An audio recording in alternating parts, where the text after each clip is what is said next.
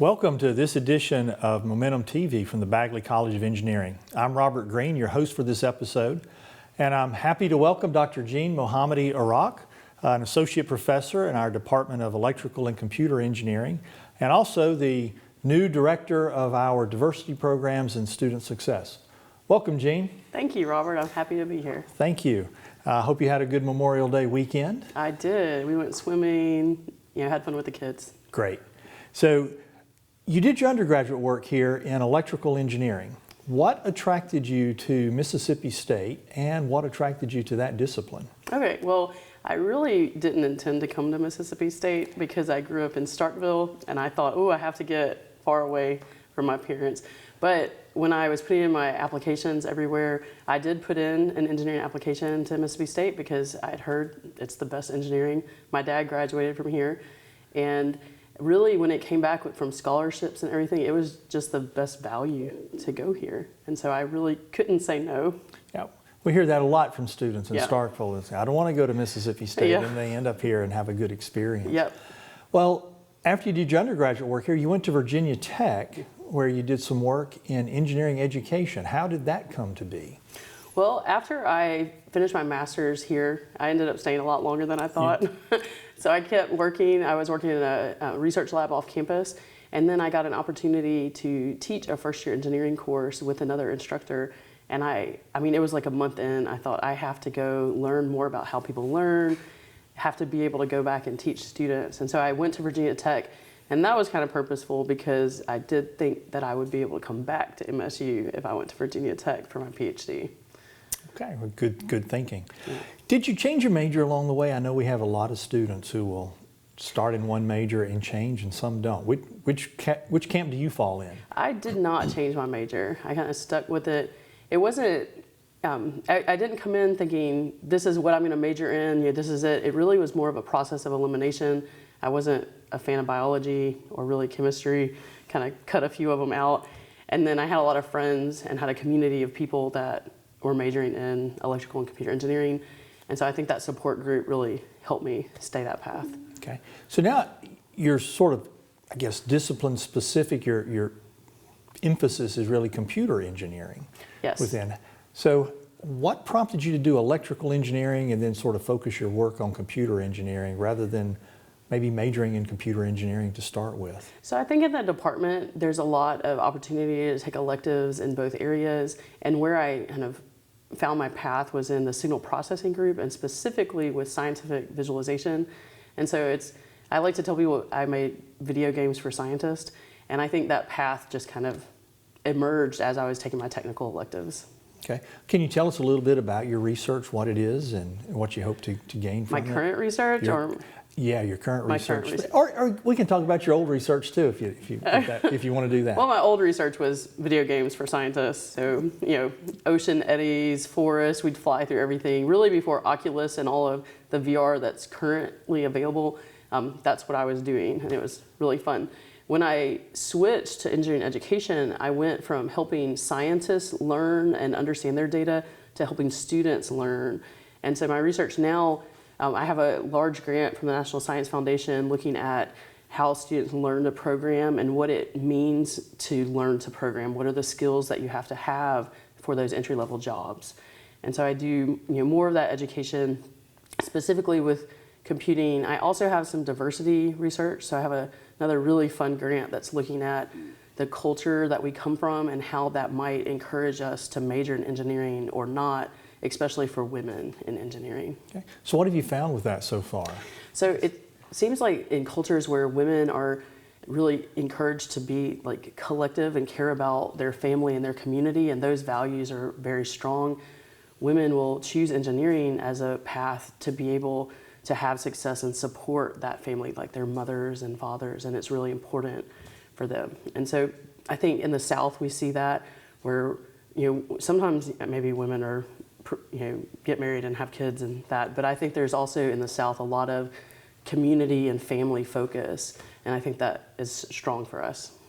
So playing off that a little bit, you and I both know that women in engineering tend to be very successful. Of course. They have great grades, they're very active, they're leaders of many of our organizations. but we still have trouble attracting women into the field and into the profession. So I would ask you, what advice would you give to an elementary school or a middle school girl thinking about engineering? But since they're probably not watching Momentum TV, what advice would you give to parents and aunts and uncles and grandparents that they could share to encourage their daughters and granddaughters and nieces to enter engineering? I would say giving them opportunities to learn about engineering in a fun way. So I think that there's a lot of outreach and summer programs and engineering courses, and really having that belief. Sometimes we hear maybe mothers say, "You're not good at math because I wasn't good at math. Math is not genetic." And I think that kind of choosing your words carefully to encourage your daughter. I think in middle school, sometimes girls will run into some peer pressure where it's like, "Oh, robots aren't for you," or "Engineering's not for you, you're a girl." And so I think helping your daughters kind of stay the path and overcome some of that communication they're getting from their peers would be really helpful. Yeah, I agree. I think that is important. And like so, girls are good at engineering. Yeah. We just need more of them. Yeah. I know another issue we have within engineering diversity are African Americans. And although we need to improve and increase our percentage of African Americans we have in the profession and enrolled here, Mississippi State remains one of the top ranked schools in the nation in producing African American graduates. What do you think we owe that success to, and what can we do to even increase that further? I think that our college has been very purposeful in reaching out to African American communities, in particular schools in the Delta and other regions that they might not have engineering. We also have a relationship with all the universities in Mississippi, including some of the HBCUs down in the Jackson area. There are Lewis Stokes program. And I think one of the other things we do really well is our summer bridge program, where students can come in and learn some skills and experience college before they get here and kind of be prepared and ready for that fall semester. And so I think those purposeful things that we've been doing for decades have really helped us raise to the top compared to our peer institutions.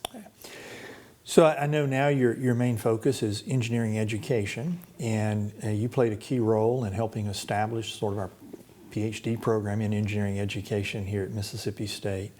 What makes engineering education different from just education? Okay, so discipline-specific education brings the benefit of having the perspective of what the discipline was. So like, I'm an engineer, I know what engineering classes are, I know how students experience engineering, and it's really helpful to kind of have that person. And I sometimes think that I'm a translator, so I'll talk to engineering faculty about these great education innovations that could help their students learn. But if they were talking to someone from the College of Education, they might not understand. And sometimes it's simple things like abbreviations that we use, in our language, like DiffEq. It's like, it's differential equations, we know that. But I've been in conversations with faculty in education, it's like, oh, luckily they've stopped and said, hey, what does that mean? But if you don't have that relationship, I think kind of having this person that straddles both disciplines is really important. Yeah, so I agree. I think it's an interesting program to have, and I'm glad we have it. Yeah. So where are you planning to go with your research now? So first, congratulations on your recent promotion to associate professor, and I know that's a huge milestone to accomplish. So congratulations on that. But of course, you can't stop there. You still got to keep going. So what are your future plans for your research and your promotion one day, hopefully soon, to professor?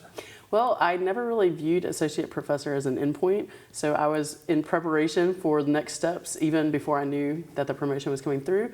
So I have a National Science Foundation career grant that's just 1 year in, so I'll be working on that over the next 4 more years. I also have a scholarship program to help transfer students adjust to life at the university and be more successful. So I'll be doing some research in that area as well.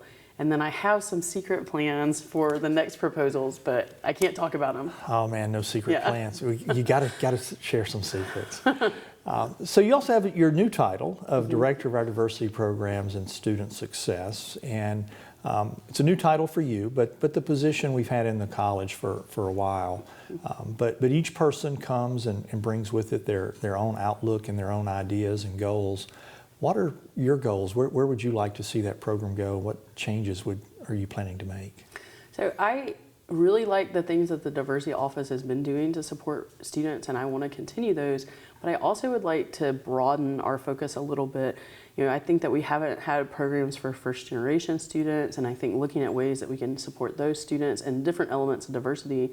But I also would like to look at faculty, because I think it could be helpful for students who are coming in from these diverse backgrounds to see people that are successful like them in faculty roles. So how could we recruit more faculty or highlight that area? And I think that's something that the diversity office in the college hasn't given as much attention to in the last few years, at least.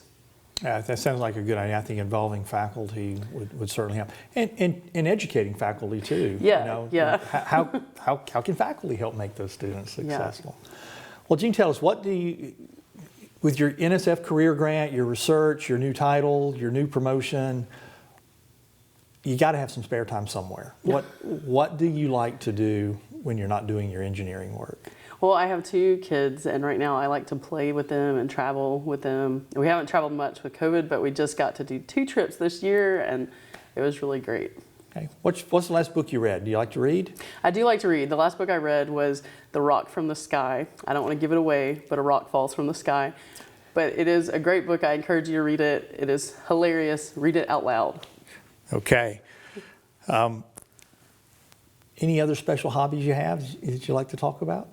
I don't know. You don't know? I mean, just asking. Well, I do have a beer business that we kind of slowed down, but is coming back. Okay. How did you get involved in that? I think engineers like to brew beer. I think there's something scientific and precise about it, the measurements. And so I've seen a lot of my fellow engineering students open breweries, and I don't know. It's just, I don't really know. It's just something you kind of fall into. But we have other alumni from MSU that are opened the first brewery in Mississippi, and they also went to the math and science school, so I have lots of connections with them and maybe kind of inspired by them as well. Yeah, that's true. We do have some successful alumni in many different fields. Yeah. Well, Jean, I want to thank you for joining us today. Congratulations on your NSF Career Award and your promotion and your new title. Looking forward to continuing to work with you and making an improvement in our diversity within the College of Engineering. So I want to thank all of you for joining us today. Look forward to talking to you next month with a new episode of Momentum TV.